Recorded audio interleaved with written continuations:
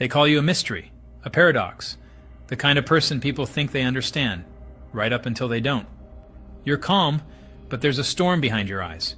You crave connection, yet you disappear for days without warning. You can read anyone like a book, but when it comes to yourself, the pages are written in another language. You might be a Sigma INFJ, a personality so rare and contradictory, it's almost mythical. Part lone wolf, part empath, part philosopher, part rebel. You're the kind of person who can comfort a stranger's soul and then vanish into solitude like you never existed. You care deeply, but you'll never show it first. You love fiercely, but only from a distance that feels safe. You want to be seen, but only by someone who can see through you. Psychologists call it cognitive dissonance. Philosophers call it duality. But for you, it's just Tuesday. You're not trying to be mysterious. You just exist at the intersection of intuition and independence. You're not playing hard to get. You're guarding something sacred, your peace. This is the Sigma INFJ paradox. 7 hidden truths that explain why you can feel both invisible and unforgettable at the same time. By the end of this video, you'll see why you're not impossible to understand. Like, you're just operating on a different frequency. And once you recognize that, everything about you, the solitude, the silence, the contradictions, finally makes sense. So buckle in, because we're about to dive deep into the psychology, the emotion, and the quiet fire that makes the Sigma INFJ one of the most complex minds on the planet. And fair warning, by the end of this, you might finally understand yourself in a way that no one else ever has. Let's dive right in. All right, first thing first. The idealist who secretly judges humanity. You love humanity, but sometimes you really don't like people. You believe in compassion, empathy, kindness, the whole spiritual TED Talk package, yet you find yourself scrolling through social media thinking we might actually be doomed. It's not that you've lost hope in people. It's that your hope is too big for how small most people choose to live. You want to believe in the collective good, but every time you see cruelty, hypocrisy, or ignorance, a little part of your idealism quietly dies and is replaced with sarcasm. You've learned to use humor as armor, cynicism as protection, and silence as judgment. This is where the Sigma INFJ paradox shows its sharpest edge. You hold yourself to impossible moral standards, but you've realized that most people don't. You want to forgive, but you can't forget. You want to believe the best in others, but you've seen too much to be naive. So, you smile politely, nod through conversations that feel shallow, and quietly analyze people's motives like a human lie detector. And when you find contradictions in them, you withdraw. Not out of superiority, but out of exhaustion. You're not judging from above. You're retreating from disappointment. Psychologically, this inner tension reflects something called moral idealism fatigue. You see the potential in everyone, and when they don't live up to it, your empathy turns into quiet disillusionment. It's the shadow side of high emotional intelligence. The awareness that most people operate on autopilot, driven by impulse rather than insight. Your mind screams, "We could be better," while your heart whispers, "But maybe we won't." And that gap between what could be and what is, that's where your frustration lives. What makes this paradox even more fascinating is that your criticism comes from care. You don't judge because you hate people. You judge because you believed in them. You want to see growth, but you're tired of trying to inspire it in others who don't even see the problem. So you pull back. You become selective with your empathy, almost strategic with your kindness. You stop trying to save everyone and start protecting your peace, which ironically makes you seem cold to the very people you once tried to heal. Here's the quiet truth, though. Your disappointment in humanity is really disappointment in how much of yourself you've given to it. You expect depth because you offer depth. You expect honesty because you speak it. And when the world doesn't mirror that back, it feels personal, almost like betrayal. But don't mistake that hurt for bitterness. It's proof that you still care. It's the ache of an idealist who sees the light in everyone, even when they choose to live in the dark. So yes, you might secretly judge humanity, but that judgment isn't cruelty. It's heartbreak in disguise. You still believe people can change. You just no longer expect them to. And that's the cruelest kind of wisdom, the kind that loves the world deeply, but trusts it carefully. And next up, we've got the leader who hides in the shadows. You never ask to lead. It just keeps happening. You walk into a room, and without saying much, the energy shifts. People start listening, even when you're just existing. You're not loud, not flashy, not desperate for your control, yet somehow you always end up being the one others look to when things fall apart. It's not charisma in the traditional sense, it's presence. That quiet, steady, self-assured aura that says, I've already thought 10 steps ahead, but I'm not going to brag about it. This is the Sigma INFJ's paradox of leadership. You don't crave authority, but you embody it. You'd rather stay behind the curtain, pulling the strings in silence, while others stand in the spotlight you deliberately avoided. You lead through influence, not instruction, through calm reasoning, not commands.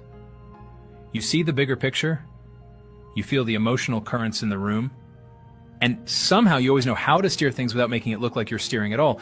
Psychologically, this stems from something fascinating. A combination of introverted intuition and high empathy.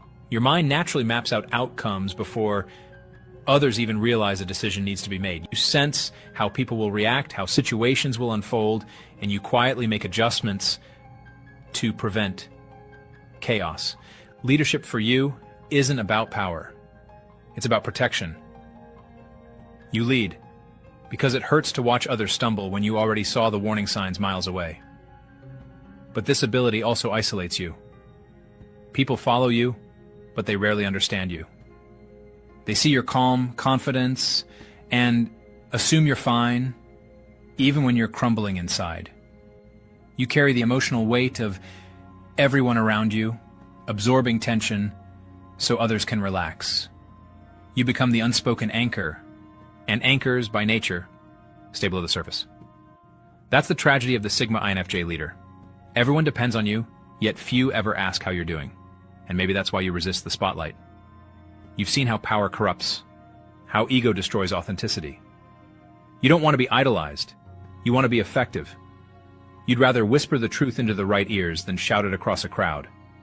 And because of that, your influence lasts longer. You're not the boss who demands respect. You're the one people respect even in your absence. But here's the quiet irony. Your avoidance of leadership is what makes you a true leader. In a world full of noise, your silence commands attention. In a culture obsessed with control, your restraint becomes power.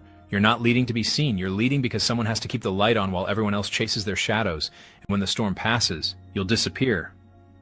Again, back into the background, back into your solitude, not because you don't care, but because you've already done what real leaders do.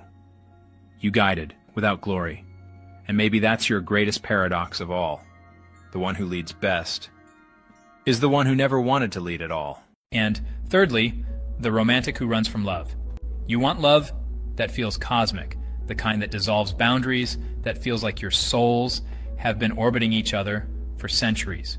You don't fall in love halfway, you dive in like it's a religion. You crave that wordless, psychic connection where two people understand each other beyond logic. But when someone finally comes close enough to offer that depth, something inside you panics. Your heart whispers, "This is it," while your instincts scream, "Run." This is the Sigma INFJ's love paradox. You crave intimacy so deeply that it terrifies you. You want someone to see every layer of you, but you fear what will happen once they do. You don't fear rejection You fear absorption. You fear losing your identity inside someone else's emotional gravity. For you, love has never been light. It's an earthquake disguised as a smile.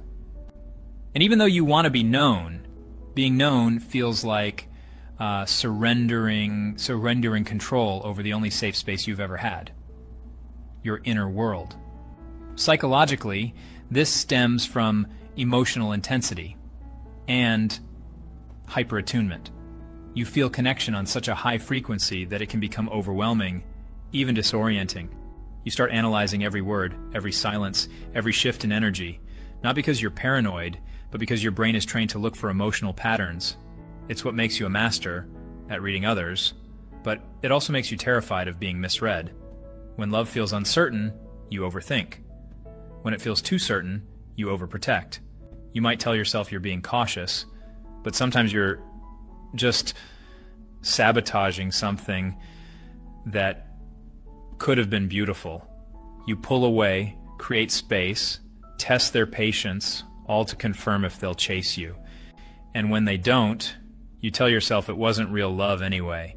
But deep down, you know it's not about them failing the test. It's about you being afraid to fail in love.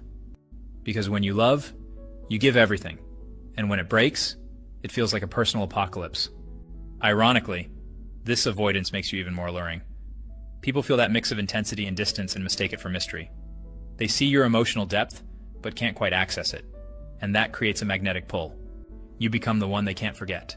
The quiet enigma who makes them feel something profound and slightly painful. And that's the paradox. You hide from love, yet you leave a trail of people who never stop wondering about you. But here's the truth beneath it all. You're not afraid of love. You're afraid of its cost. You've been through emotional wars that taught you passion, and pain often share the same address. So you build walls and call them standards. You isolate and call it peace. Yet, no matter how many times you swear off vulnerability, a part of you still believes in that once-in-a-lifetime connection. You still look for it in music, in books, in the quiet spaces between your thoughts. Because at your core, you're not a cynic. You're a romantic with battle scars. You still want that one person who sees through your layers, touches your mind before your body, and makes you feel safe enough to stay. Until then, you'll keep pretending you're fine, alone. But the truth is, you're not running from love. You're just waiting for a love strong enough to catch you. Fourth on the list, the healer who needs healing. You've always been the one people come to when their world falls apart. The calm voice in chaos. The emotional paramedic who patches everyone up, even when you're bleeding yourself.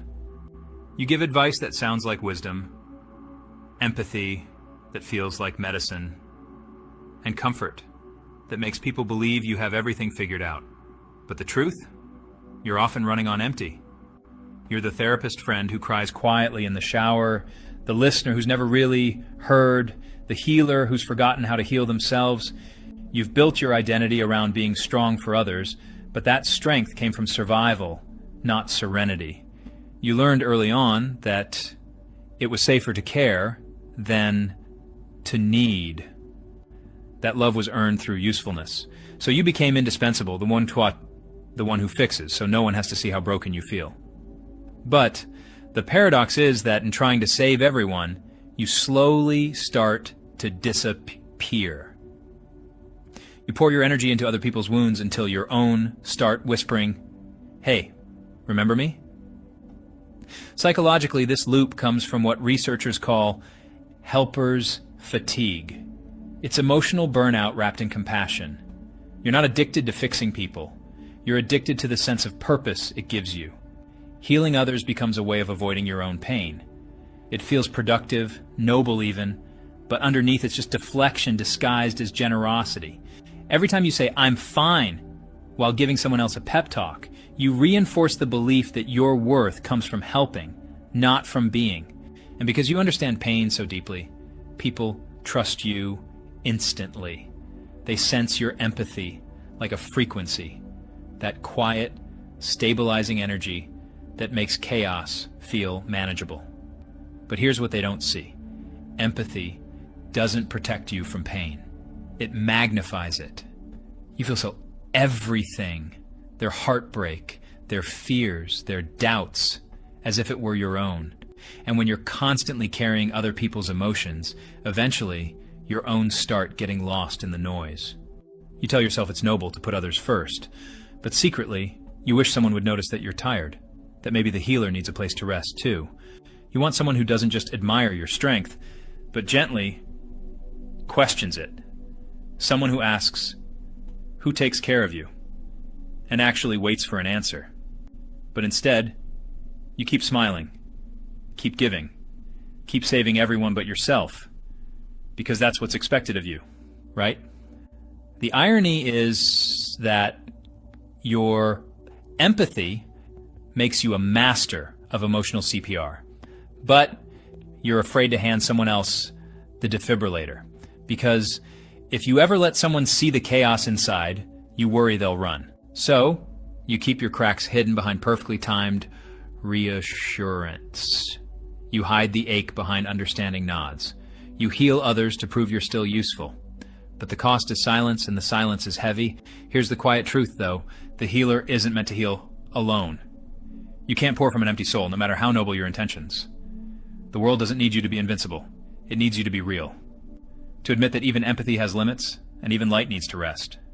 Because true healing doesn't come from never breaking. It comes from finally allowing yourself to mend. And maybe that's the next chapter of your story. Learning that being whole isn't selfish. It's necessary. Fifthly, the rebel who obeys their own rules. You've never liked being told what to do. The moment someone says you have to, something inside you mutters, "Watch me not." You question authority, tradition, and every system built on mindless obedience. But here's the paradox. While you resist external control with every fiber of your being, you live by one of the most rigid internal codes imaginable. You're not chaotic, you're self-disciplined. You might reject the rules of others, but you follow your own with near religious precision. You see, most people confuse rebellion with carelessness, but your rebellion is thoughtful, strategic even. You don't break rules for the thrill of it. You break them because they don't make sense. You see, hypocrisy, inefficiency, injustice, and your mind starts rewriting the playbook. It's not about anarchy, it's about autonomy. You crave freedom, not from responsibility, but from nonsense. You want to live a life designed by reason, not conformity. Psychologically, this mindset mirrors what's known as autonomous integrity, the tendency to act according to personal principles, even under social pressure. It's why Sigma INFJs can look rebellious on the surface while actually being deeply moral underneath. You follow your intuition like it's law. You don't care if it makes you the outsider, as long as it keeps you aligned with your truth. And ironically, that consistency, that unshakable inner compass, earns more respect than any form of conventional obedience ever could. But this self-imposed structure can also become a quiet burden. You set impossible standards for yourself, higher than anyone else would dare to demand. You can forgive others for being flawed, but when you fall short of your own ideals, you spiral. You punish yourself with guilt, reflection, and endless analysis. Freedom is your goal, but you cage yourself with perfectionism. You rebel against society's rules only to be ruled by your own. And yet, this paradox is what makes you formidable. You're the rare kind of person who can walk away from the crowd without losing direction. You don't rebel for attention, you rebel for alignment. You'd rather be misunderstood and authentic than accepted and fake. And in a world obsessed with validation, that makes you dangerously free. People sense that energy, that quiet defiance paired with moral conviction. It's magnetic. You're the one who calls out the nonsense everyone else ignores. You're the calm voice that says, "No, that's not right," even when it costs you comfort. You might not wear the label of a leader, but your integrity makes you one. Others follow you, not because you demand it, but because they wish they could live that honestly, too. Here's the truth. Your rebellion isn't against the world. It's against anything that tries to disconnect you from your essence. You obey yourself because you've learned the hard way that betraying your inner voice feels worse than any punishment. You're not a rule breaker. You're a rule creator. You've built a personal philosophy that makes sense in a world that often doesn't. And that's not defiance. That's wisdom. So yes, you'll keep challenging systems, questioning authority, and rewriting the script when it doesn't fit. Not because you're difficult, but because you know peace isn't found in submission. It's found in self-respect. And that's the quiet rebellion of the Sigma INFJ. You don't fight the world to win. You fight it to stay yourself. And sixthly, the dreamer who plans like a strategist. People assume you live in your head, that you're the quiet daydreamer lost in imagination, the idealist who floats above reality. But that's only half the story. You don't just dream, you architect. You take your visions apart piece by piece and rebuild them until they can stand on their own in the real world. You fantasize like a poet, but you plan like an engineer. You don't just see possibilities, you reverse engineer them into blueprints. That's the Sigma INFJ paradox. The dreamer who doesn't just imagine the castle in the sky, but figures out how to build a staircase to it. Your mind is a strange combination of intuition and logic, spirituality and spreadsheets. You'll have an abstract revelation about your life's purpose one moment, and then open a color-coded calendar to schedule how you'll achieve it the next. People underestimate you because they mistake your quiet reflection for passivity. What they don't realize is that while they're still talking about what they want to do, you've already drafted the framework for how it'll happen. Psychologically, this duality is rooted in what's called intuitive foresight. Studies suggest that intuitive thinkers like INFJs have higher neural activity in regions associated with pattern recognition and long-term simulation. You don't just visualize outcomes, you feel them before they exist. That's why you're often 2 steps ahead of everyone else. It's not luck or magic, it's data your subconscious has already processed. You see trajectories the way others see facts. And yet that foresight can be isolating. When you share your ideas, people call them unrealistic until you quietly make them happen. You don't waste energy convincing anyone anymore. You'd rather show results. You've learned that visionaries are rarely understood at first, and you've made peace with being the quiet outlier in a room full of noise. That's your advantage. You don't need validation to move forward. You trust your inner compass, even when the world calls it a fantasy. But there's also a shadow to this paradox. Your mind never stops. You're constantly analyzing outcomes, mapping future scenarios, and trying to control variables that don't even exist yet. You're always 10 conversations ahead, 10 possibilities deep. It's strategic brilliance, but it's also mental exhaustion. You have the soul of an artist trapped in the brain of a tactician. And when those two start arguing, sleep doesn't stand a chance. Still, this duality is your greatest gift. You can take abstract emotion and turn it into something tangible. An idea, a message, a movement. You see meaning where others see randomness. You connect dots that others don't even notice exist. And that makes you both the dreamer and the doer, the philosopher and the planner. So yes, you dream big. You build worlds in your mind that seem impossible, but you also quietly take the steps to make them real. You balance your heart and your head like it's an art form. And that's the Sigma INFJ's secret weapon. You don't just hope for change, you design it. While others wait for the future, you're already constructing it, brick by invisible brick, guided by vision, intuition, and just enough madness to make it all work. Last but not least, the truth. They'll never admit. You spend your life trying to understand everyone, reading between their words, feeling what they don't say, decoding every silence like it's your native language. But the truth you'll never admit is this. While you're busy understanding everyone else, what you really want is for someone to finally understand you. You don't just crave to be loved, you crave to be known, to be seen in all your contradictions and still chosen. That's the heart of the Sigma INFJ paradox. The constant balance between revealing and retreating, between wanting connection and fearing exposure.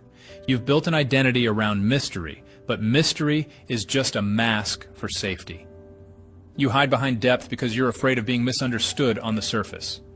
You give people pieces of yourself, a story here, an insight there, but never the whole picture.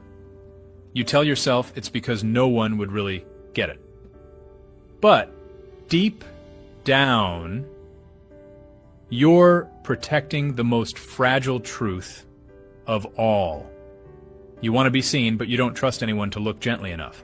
Psychologically, this comes from what therapists call selective vulnerability. You reveal emotion only in environments that feel completely safe, which, for you, is almost nowhere. You learned early that being open can lead to being used. So now, every time someone tries to get close, your mind scans them like an airport security system. Do they mean it? Can they handle it? Will they leave when they see the whole picture? And if the answer isn't a confident yes, the door quietly locks again. But what's beautiful and painful is that you still hope. You still hold on to this tiny ember of belief that somewhere out there, someone exists who will look past your walls without trying to break them down. Someone who won't confuse your silence with indifference or your solitude with arrogance. Someone who sees that your contradictions aren't flaws, they're survival mechanisms. Proof that you've felt deeply and kept feeling anyway. And maybe that's why people find you unforgettable. They can't quite figure you out. You're too kind to be cold, too distant to be desperate, too complex to be comfortable. You make people feel something they can't name, and that mystery stays with them long after you've gone quit. You're not easy to know, but that's what makes knowing you sacred. You're the rare person whose depth isn't performance, it's truth. The paradox in the end isn't about mystery or solitude, it's about meaning. You move through the world, searching for something real enough to stay. You question, observe, retreat, return, and through it all, you keep holding space for humanity, even when it disappoints you. Because underneath every contradiction is one simple truth. You care. You always have. You just hide it behind intelligence, sarcasm, and carefully measured silence. So when someone finally looks at you and says, "I see you, really see you," every guarded, brilliant, overthinking part, that's when you'll stop running. Not because they solved you, but because they didn't try to. Because the Sigma INFJ paradox isn't about being hard to understand. It's about waiting for someone who understands that you were never meant to be easy. You were meant to be real. If this resonated with you or called you out just a little too accurately, hit that like button, drop a comment, and tell me which paradox hit hardest. Because the world doesn't need more people pretending to be simple. It needs more people brave enough to embrace their contradictions.